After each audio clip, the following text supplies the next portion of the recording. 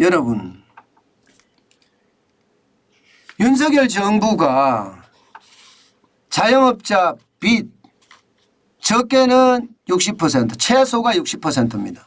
많게는 90% 탕감해 준다는 그런 자영업자 빚 탕감 계획을 발표를 했잖아요. 그러다 보니까 이게 시장에서는요 참 희한한 일이 벌어집니다.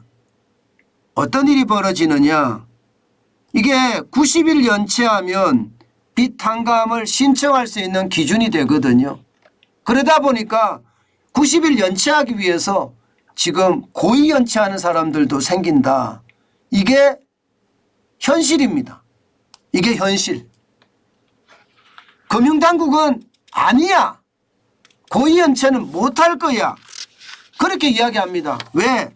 이게 만약에 고의 연체를 했을 경우에는요, 이게 빚 탕감을 받았을 경우에, 빚 탕감을 받았을 경우에는 7년간 신규 대출도 중지되고요, 신용카드 이용도 사실상 불가능하기 때문에 이게 고의로 연체해서 빚 탕감을 받으려고 안 할 거다. 이게 금융당국의 입장이거든요. 여러분 그렇게 생각하세요? 저는 전혀 그렇게 생각하지 않습니다.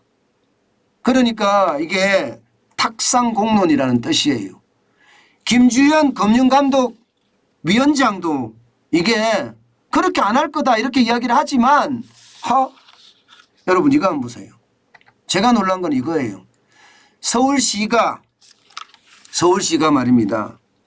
시도지사 협의회에 제안한 새출발 기금의 합리적 설계와 성공 추진을 위한 공동성명서 초안에 들어가 있는 내용입니다. 초안에 들어가 있는 내용.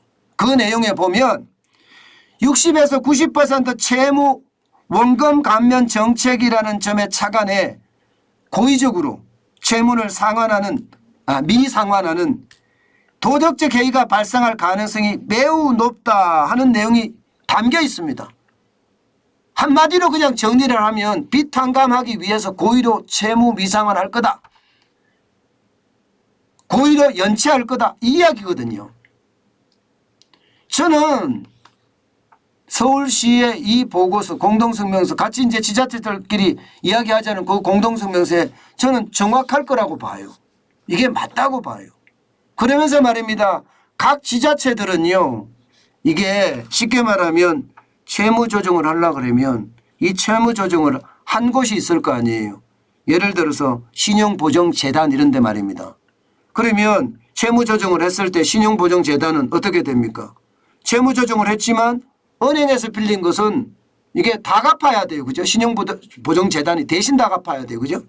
대신 다 갚아야 되잖아요. 정부가 이거 깎아주는 거지 은행이 깎아주는 게 아니잖아요. 그죠? 그렇기 때문에 이 보정을 선 신용보정재단은요, 원금을 다 갚아야 됩니다. 그러면 신용보정재단은 어떻게 될까요? 신용보정재단은 뭐 자연스럽게 부채가 쌓일 수밖에 없어요. 부채가 많이 쌓여요. 근데 그 신용보정재단을 운영하는 게 지방자치단체입니다. 그럼 지방자치단체가 운영하는 신용보정재단은 빚만 엄청 넘쳐나겠죠. 그러니까 지자체장들이 야 이건 뭐야, 빚 탕감하는 게 이렇게 가면 자칫 잘못하면 신용보정재단만 박살나는 거야, 뭐 이렇게 이야기할 수가 있는 거죠. 그래서 이 문제가 지금 불거지게 된 거예요.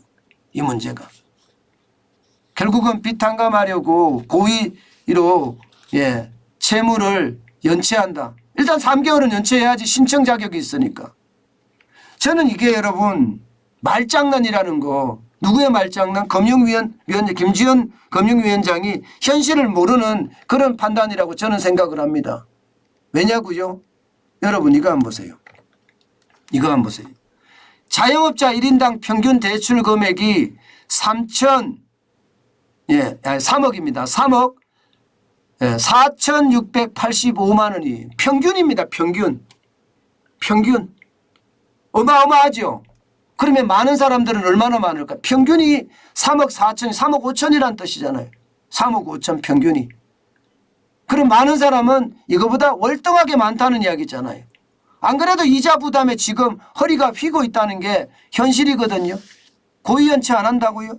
아이고 글쎄요. 3억 4,685만 원인데요. 앞으로 7년 동안 여러분 지금 금융위원회에서 이야기하는 대로 보자고요. 7년 동안 신규 대출 안 해준대요. 7년 동안 신용카드 이용 제한한대요. 여러분 7년 동안 3억 5천만 원 벌 수 있을까요? 저는 그게 더 걱정이에요. 생각을 해보세요. 장사가 안 됩니다. 장사가. 장사가 안 돼요. 게다가 가격이 다 올라서 원자재 가격, 원재료 가격이 다 올라서 영업이익도 줄어들었어요. 이런 상태에서 7년 동안 해봤자 1년에 5천만 원 흑자를 낸다? 이거 쉽지 않습니다. 요즘 같을 때는요. 그럴 바에야 제가 보기에도요. 아이고 나 못 내. 돈 없어 이제. 정부가 내줘. 90% 삭감해주면 나머지는 내가 낼게. 뭐 이렇게 이야기할 수 있겠는 거 아니겠습니까? 저는 충분히 그럴 수 있다고 생각을 해요. 그만큼 말입니다. 부채가 장난 아니기 때문이에요. 자영업자 부채 보세요. 960조예요. 이것도 2022년 1분기 기준입니다. 이게 1분기가 아니라면 여러분 2분기, 3분기 이렇게 하면 1000조까지 됩니다. 이렇게 되면 여러분 이 부채 부담 감당할 수 있을까요? 못합니다. 그러니 고의로 연체할 수밖에 없겠죠. 게다가 여러분 정부가 해준다는 금액은 얼마까지예요? 지금 보시는 것처럼 금액은요. 법인인 경우 소상공인은 30억까지 해주는 거고요. 개인 사업자인 경우는요. 25억까지 해줍니다.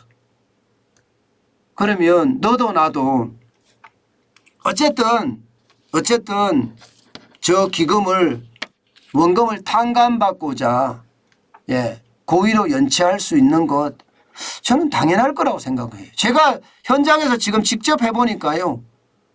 돈을 빌릴 수가 없거든요. 자영업자는. 뭐 신용도가 좋건 나쁘건 빌릴 수도 없어요. 이자가 있든 뭐 부채가 많든 적든 진짜 빌릴 수가 없어요. 그런 입장에서 여러분 자영업자들이 앞으로 계속 버텨간다는 거 어렵습니다. 그러면 탕감받는 게 솔직히 제가 봐서는 몇백 배 나은 것 같아요. 몇백 배. 내가 만약에 빚이 한 25억 정도 있다. 이러면 탕감받는 게 90% 탕감이 된다 그러면 하고도 남지 않을까. 저는 그런 생각 진짜 많이 듭니다. 저는 자영업자가 어렵고 자영업자가 줄줄이 파산하고 저는 당연히 도와야 된다고 생각을 해요. 진짜. 그런데 여러분 이게 정책이라는 것은 현장을 중심으로 한 촘촘한 정책이 필요합니다. 촘촘한 정책이. 이렇게 주먹구구식으로 탁상에서 이루어진 정책은요. 결국 말입니다. 이게 세금만 낭비할 뿐이다. 저는 그런 생각 진짜 많이 합니다. 저는 경제정책을 현실을 아는 사람들이 좀 경제정책을 했으면 좋겠어요. 이론가들이 들어가서 탁상 이론으로 탁상 정책을 자꾸 만들어낸다는 게 다 너무 안타깝습니다. 우리 현실을 모르는 거예요. 저는 말입니다. 그런 생각도 했어요. 뭐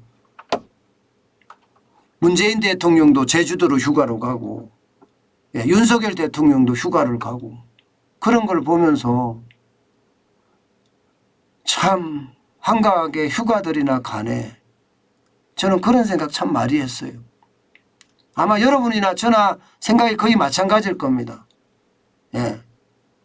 지금 휴가 갈 수 있는 그런 여유가 있다는 게 참 대단한 겁니다. 참 그렇게 생각하면 참 답답하다는 생각 진짜 많이 해봅니다.